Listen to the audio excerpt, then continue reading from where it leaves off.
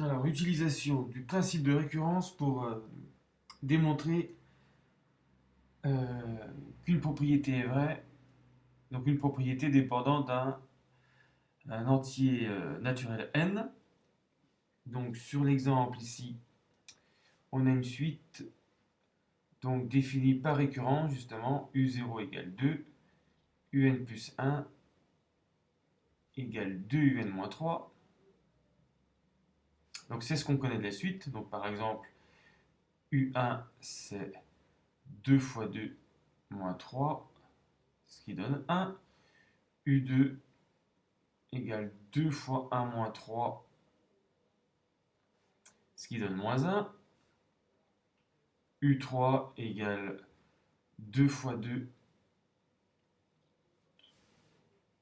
2 fois moins 1, moins 3 égale moins 5, etc. Donc U0, c'est 2, c'est bien 3 moins 2 puissance 0. U1, c'est bien 3 moins 2 puissance 1. U2, c'est bien 3 moins 2 puissance 2. Et U3, c'est bien 3 moins 2 puissance 3. Donc apparemment, la formule qu'on nous donne, un égale 3 moins 2 puissance n, marche pour le rang 0, le rang 1, le rang 2, le rang 3. Alors en fait, si on prend U3 égale 3 moins 2 puissance 3, et qu'on essaie de calculer U4, donc on sait que U3 vaut moins 5, donc on peut l'écrire 3 moins 2 puissance 3. Si on calcule U4 avec la formule de récurrence, 2un-3, on va écrire 2 fois U3 moins 3, donc 2 fois 3 moins 2 puissance 3, moins 3. Donc après simplification, on a 2 fois 3 moins 3, c'est-à-dire 3, moins 2 puissance 4. Et la forme qui était vraie au rang 3 devient vraie au rang 4. Si on recommençait avec U5, U5 c'est 2 U4 moins 3. Et comme le U4 on l'a mis sous la forme 3 moins 2 puissance 4, on se retrouve avec U5 égale 6 moins 3, 3 moins 2 puissance 5.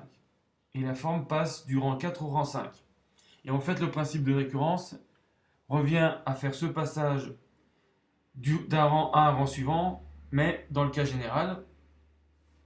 Donc la rédaction est simple, on pose Pn, la propriété un égale 3 moins 2 puissance n. Alors P0 est vrai, car U0 égale 2, mais 2 c'est 3 moins 2 puissance 0. Donc la propriété énoncée est vraie au rang 0. Donc pour éviter le passage de U3 à U4, de U4 à U5, etc., ce qu'il faudrait faire indéfiniment, on suppose que P de n est vrai,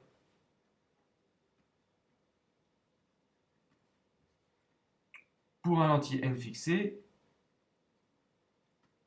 donc supérieur ou égal à 0, puisque on a montré qu'il était vrai au rang 0.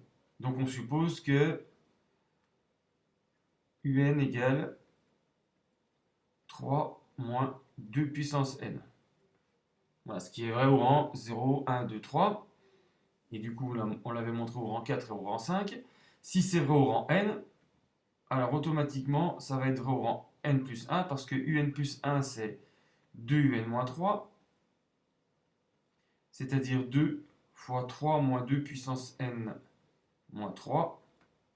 Donc 2 fois 3 moins 3, ça fait 3. 2 par 2 puissance n, ça fait 2 puissance n plus 1. Donc si elle est vraie au rang n, automatiquement elle est vraie au rang n plus 1. Comme elle est vraie au rang 5, elle va passer au rang 6. Comme elle est vraie au rang 6, elle va passer au rang 7. Donc il suffit qu'elle soit vraie à partir d'un certain rang, ici au rang 0. Il suffit que si elle est vraie au rang n, elle est vraie au rang n plus 1. C'est ce qu'on appelle le principe d'hérédité. Donc l'initialisation est vraie, l'hérédité est vraie. On a montré par récurrence que la propriété est vraie pour tout entier n.